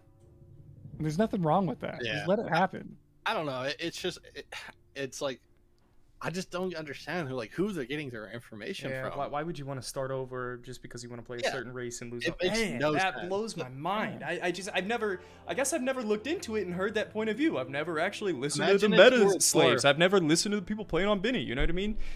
Like, Imagine you were Dwarf Pally right now and you were trying to go as try hard as possible. Everything that you've done, except for the gold you have, would be deleted. Your epic flying would be useless. You don't have epic flying anymore. Your attunements, your titles, everything that you have on that Pally Graze is gone. You're now a human paladin, level 1, with no gear, no titles, no mount. Only the gold you currently have in your bags is what you would have from playing. I mean, I think it's Kotgol in chat has a good point. He says denying race faction change is sort of like saying forget the damn meta and just have fun, and I couldn't be more for that. I agree with that statement and that sentiment of like fuck the meta, because like I did that for all of Classic WoW. I played a human warlock, right? How further from the meta could you get other than playing like human priest and like really memeing, right? well, and there is a line of people that probably queue up in arena and go, you know what? If I'm not playing the meta, and I do kick people's ass that are playing the right race class combo, it makes me feel even better. And if I lose and I'm not playing the meta race, I don't feel as bad as if I was playing meta. But if let's say you want to take that side of the situation, you want to be for that, like, okay, yeah, the meta sucks, I'm just gonna have fun and I want to promote that. Cool, go make yourself whatever character class you want and like play as it, right? There's nothing holding you back from that. Like that's already in the game. It's part of the game. If you don't like the meta, don't participate in the meta. Yeah, exactly. But what Blizzard's doing is they're actively holding people who want to participate in the meta. They're holding them back from participating, which is unfortunate. The meta exists whether or not you want to participate in it. Like, get with the times or do what you want to do, you know? Abide, you're always so polarizing with how you say that. It's the reality, right? Yeah, but you always make it sound... This is like the Winky and Abide argue now. But it's like, you always go like, oh, the meta exists, and if you don't play by the meta, you're not actually playing the damn game. And it's like, no, it's a valid way to play. The meta's there whether you want to play with it or not, you know what I mean? Yeah, but it's valid if you don't want to play with it. Play the meta, sure, but like that doesn't mean the meta's not there. Like, just you can't like, dude, I love Abide. See no evil, cover my eyes. I don't see the meta, so it doesn't exist. That's what I find it is. Like, the meta's there whether you want to believe it's there or not. So like, removing this like faction change, race change, because they don't think the meta's there. It's just like, so like, how are you the developers of this game and you don't believe there's a meta to it? I literally can't comprehend. On the flip side, I don't know if this is a better fix. Didn't they allude to this? What if they just got rid of all racials in arenas? I read that somewhere. People have been talking about that. Rather than allowing you to faction change, they're thinking about doing that. Which I'm not active in the PvP community. That seems like it'd be a pretty bad. It seems like it would be a pretty bad thing. Josh Corbett was on Twitter talking about that, and I tweeted at him because he was doing an interview with Blizzard, and he asked for like suggestions for questions. And my response was like, ask them why at character creation you can't just like pick which racial you want, right? Like just because it's the gnomish racial right now doesn't mean you can't just like rename escape artist to something else, or just keep it called escape artist and then just be like, oh, that's the every racial now. Just let them pick it. Yeah, I don't know. I mean, the issue as well is like arena's only a portion of the game, right? Yeah, right. So then it'll allow you to pick the racial that fits to your playstyle best with your character, right? So like if you plan on doing a shit ton of arena, pick the best PvP racial. If you want to do the most raiding, but the issue with that is now they have to recode the game, right? They have to add a certain thing in. They'd have to delete a line of text that says, if orc, then no. Like I don't. It's way more than that, obviously, but yeah, I know. So what the thing about this, what blows my mind the absolute most, this is Blizzard Activision not selling us a service for money. I can't. What is happening? Yeah, this is a paid service. They're not offering us. What? Right. I know, man. I know. Well, you think they would jump on it? Because when quarter 4 comes and they look at the stocks, they're gonna add it. That's all that matters. I mean, it seems like they're pretty adamant about not adding it. From what it seems like, a lot of the interviews are like, "No, we have no plans of adding it at all." Right. I don't want to put my tinfoil hat on here. I don't like to lead the conversation with conspiracy theoryism, whatever the hell you want to call it. But what about the Dungeon Finder and the removal of boosting? So they alluded to that in one of their points, and I really didn't like the reasoning behind it. Wasn't it to clear up the look? As for the LFG channel, they were removing Dungeon Finder and Wrath of the Lich King Classic, and he said, as for the LFG channel, we know some of the larger realms see a lot of spam in the chat, and we have some ideas on how to clean it up. We're considering bringing over some of the changes in Season Mastery that reduce boosting spam there, and should have more to share on that topic soon. And the way I interpreted this, well, they're not going to allow max level character boosting. So the way it works in Season of Mastery, if you have a character in your group that is killing mobs that are greater than the rest of the group members, don't receive any experience. So but it's not like, great of the booster. If there's 70 and the mobs are 64, right? No. We're talking about lower boosting. He's talking about like Stratholme and stuff, and like. So if you want to create a new character, if you want to have the best racial, buy the level 70 boost. Yeah, you know what I mean? Don't buy the $5 faction change. Buy the $40 level 70 boost. I don't know. Don't buy gold to play the booster. You can't help but think, I'm not trying to shit on Blizzard. You can't help but feel this way, man. Like you can't. You shouldn't be a fool to think that they don't have some risk analysis going on in the back and going, how do we make the most money out of this product? And it's absolutely. That's why the WoW token exists. 100% do, right? Yeah. Yeah, I think honestly, if we're being real, that's the biggest factor in this. Is let's remove the things that they probably will do some sort of nerf to that, and they will probably. Which just blows my mind, dude. Because this was like, I've changed my ideas on world buffs. I changed my idea on all these different things. I remember at the beginning of Classic, everybody was like, dude, nerf mages, nerf one-pull Maradons, nerf the ability to farm as much gold that mages can, because now everyone feels like they need to roll a mage, nerf the ability to boost characters with a mage because you can one-pull Maradon, nerf mages. They never addressed it, never touched it. 2 expansions later, into Wrath of the Lich King, you know what, guys, you're not going to be able to boost and break the game anymore. That's incorrect. They did nerf mages. It was just on Season of Mastery. So, like a few things, like technically, you should be able to boost harder than you currently can right now. The system for experience doesn't work the way it's supposed to. There's supposed to be, you should be able to tag mobs. So, like, I should be able to go into a dungeon. The mage just pulls the whole dungeon, right? I can throw like an easy throw dynamite, and I leave the group and throw a dynamite, and then the mage kills everything after I tag it with dynamite. I should get like full experience from that. That's how it's supposed to work. But like, that's not how it works in like Shadowlands or whatever the current expansion is. Sure, right. Like it copies that system over. Right. It's supposed to work like that, but they didn't update it. Weird how they didn't update the system like that, right? To have the proper XP formula in the game.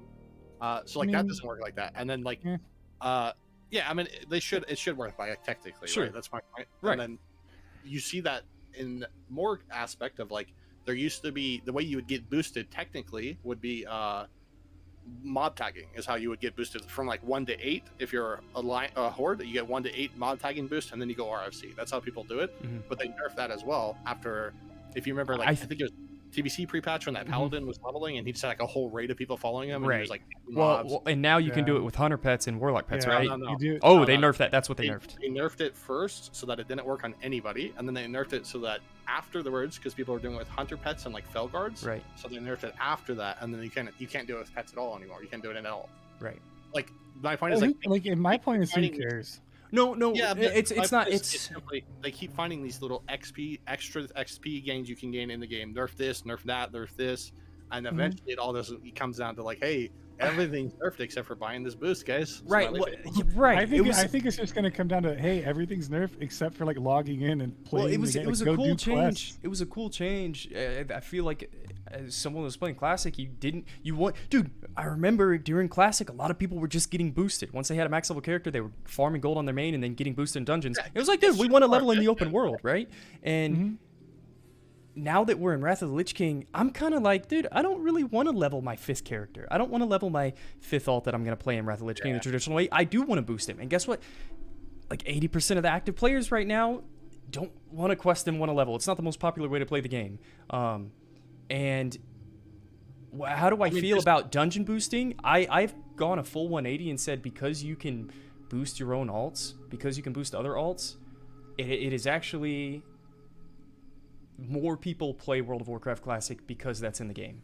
And they don't have to level and they don't have to quest. The alternative is build take right there, but I love it. The alternative is you can just buy the 70 boost. And I don't like that they're taking that option away and only that's what making it it a seems pay like. option. Right? They just keep chopping the options down, and it's either A, you level up, for Like- 180 hours to get to max level, or Right. B, you put this Like, does that change really make Wrath of the Lich King that much better? Are people so excited about leveling 1 to 80 through Azeroth, through TBC, with no random dungeon finder, no boosting from max level characters? Are people looking forward to that? Or would that change that be way more effective on a fresh server? Like, I don't think that makes the game better by taking away boosting. If anything, it hinders it and makes it worse and harder to get into. That would be a cool change. That would be a cool change on the next fresh. That would be a cool change in the future. It feels they definitely like need to test more things like that on different freshes, right? Like, Right. they need to get better data. They're not really getting any. I'm glad they did it on Season of Mastery. Yeah, I'm think my super Season pumped of that they did it that way Mastery- on Psalm. Yeah, my Season of Mastery brain is ticking, and like I would be so down to play with a 40% XP boost to questing.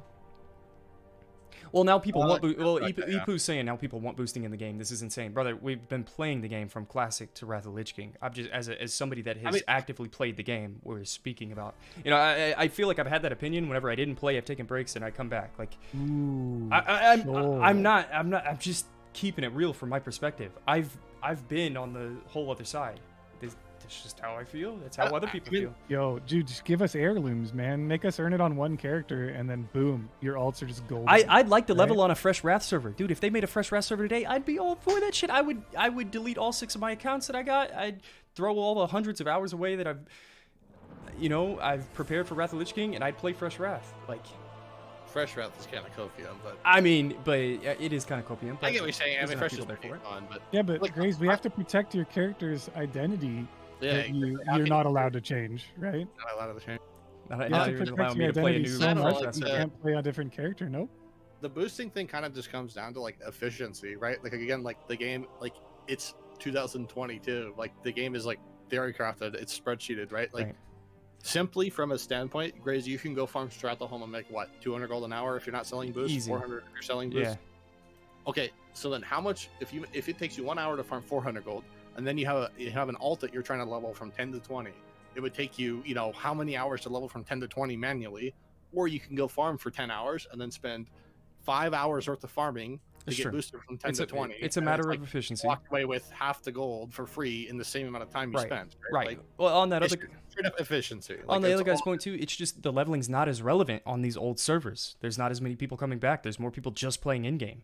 If it was a fresh is server, more people would leveling level. relevant at all? Like, it's like There's how a many times can you level before the experience is just like not part of the game that's relevant to you? There is a place for leveling. Bro, I played hardcore for 2 years straight. All I did was level characters, but it has to be the right environment to want to level a character.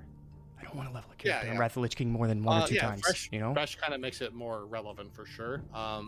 It's like, and then like new expansion makes it relevant too, right? But like outside of that, if you're not new to the game and like learning the game and your class and everything like that, and like the way mobs work and aggro and how they run and how this runs in fear and aggro's extra mobs and slow stuff like that, right? Like that's relative in dungeons. Like usually everything kind of has a relative place in end game that you learn while leveling, but like if you're leveling your 10th character, your 20th character, like do you need that information or are you just strictly wasting time? So I think what you're okay. So here's my take about it. This is me being the anti-meta brain for a minute.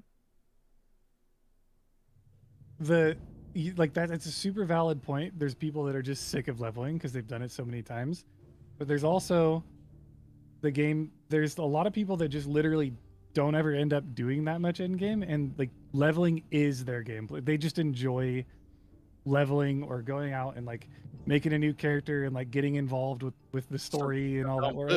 Like So it's like you want to facilitate both at the same time, right? So like you see things like, but like if you add a overall XP boost to the entire game, that negatively affects the people who don't necessarily subscribe to this meta of like end game only, it's all I care about. But if you add the boost, they'll complain about it, not because it's like, oh, now I have to, they're taking my credit card and they're making me boost my characters, right? But more so because they're worried that the other people who are out in the world to do those elite quests and things that they want to do while leveling might not be there.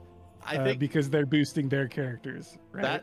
that mentality, what it is in reality is I'm doing something less efficient than what there is in the game. But it's not about efficiency for everyone. It is though, right? It's not. Not for everyone, sure, but like if you're doing something that takes 10 times longer than what you could be doing another way, you feel bad doing it. You feel like your accomplishments have had something taken away from it. Yeah, I'm gonna call you on that. You feel bad doing it.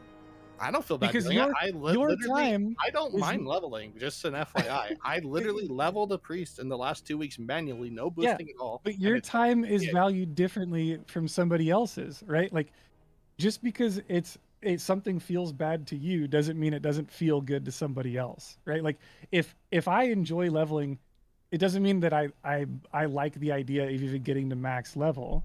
It's like I like the idea of just playing the game. Right.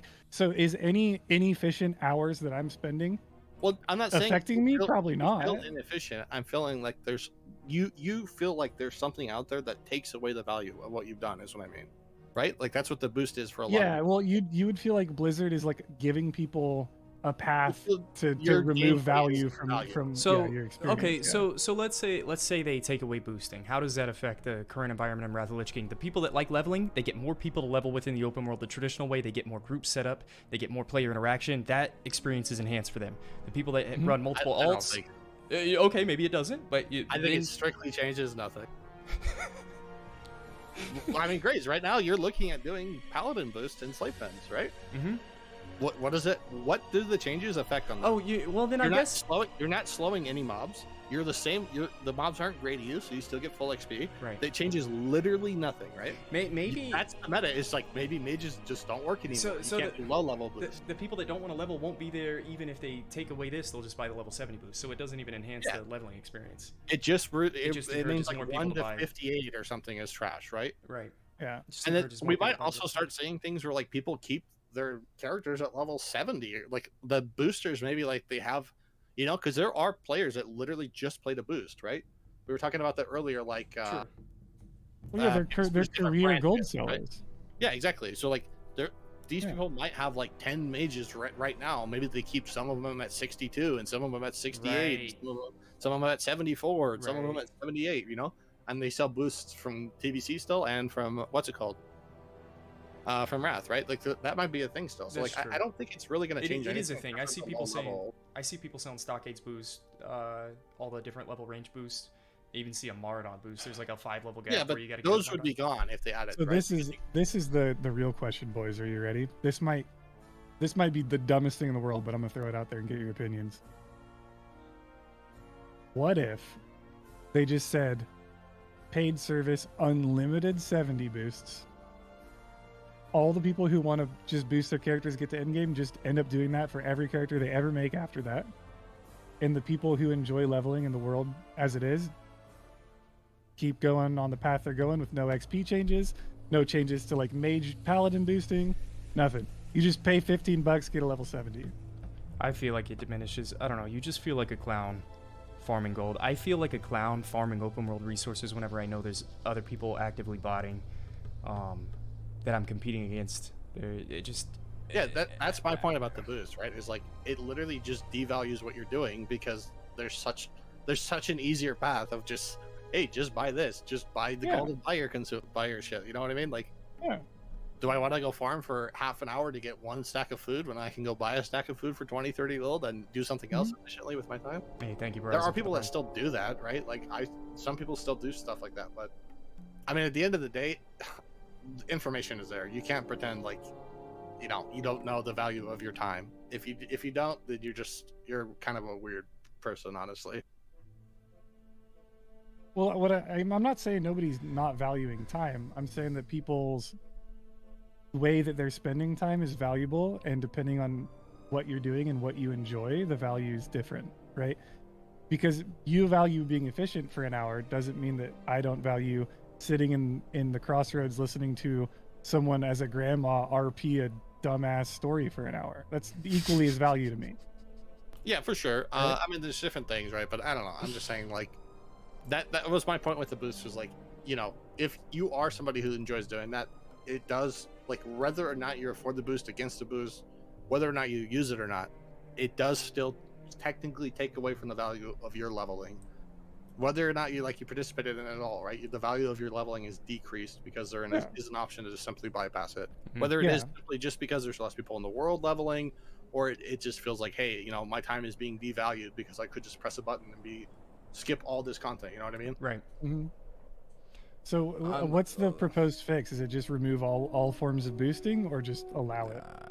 I don't know what they're gonna do. I feel like a lot of this stuff is too far gone. I feel like I said, it was cool to be a game developer 5 years ago. It was cool to, this is how it should be 5 years ago, when you felt like they were listening, when you felt like it was relevant. I subscribe to, let's, you know, play the game the way you want. If you want to level, if you want to buy the boost, if you want to parse, you parse. If you want to join GDKPs, join that. If you want to join a traditional guild, you know, that's you got to make the most fun out of it. And you try again on the next fresh. That's why I don't like drastic changes like nerfing this dungeon boosting thing later on in the game, because I don't think it enhances the current situation with Wrath of the Lich King. If anything, I think it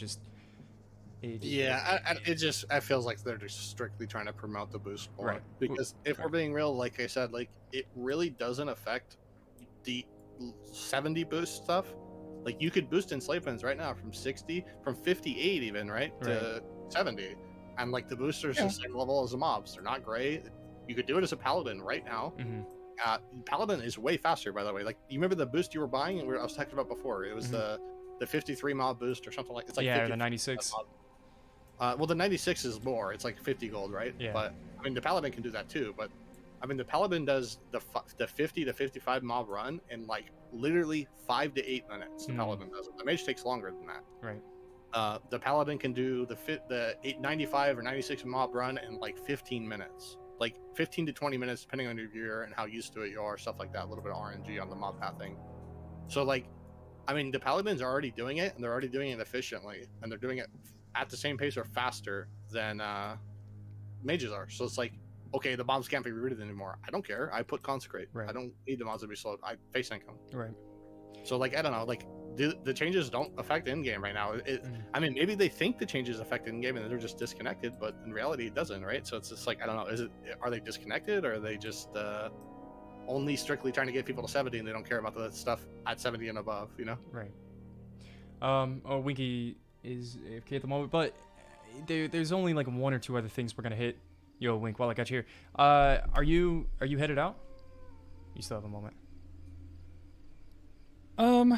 You can go. Yeah, I think I better go. Yeah, I got to go buy a house with all my big streamer bucks, you know. Oh no. Well, it's a good point to end on. I don't want to hold you for too long. But yeah, thanks for coming, dude. It's fun to discuss. Like I said, at the end of the day, I like having these open discussions with you guys personally. Changes my perspective on things. I think having the chat, listen to these perspectives, I'll read the chat. This is what I wish Blizzard did. Yeah. I know. Yeah. The problem is they get people that just don't even play the game, right? They get retail players who play the game for like a month and then they quit, and then they're taking their opinions. Like, hey, before I go though, quick shout outs to Grace for Days and Abide for allowing me to come on here and be an asshole for a few hours, and also Twitch Prime to Grace, guys. Any Twitch Prime? Unless you disagree with anything I said. No, if you disagree, it's even a better reason to Twitch Prime. I know that's the whole. I mean, this was really fun. I like talking about the game about people that play that are passionate about it. It's really fun to have like a sort of medium to discuss it. You know, whether or not you agree. That's probably an important point to make. Like, even though we disagree on things, and sometimes people will disagree in chat pretty strongly, right, with what we're saying.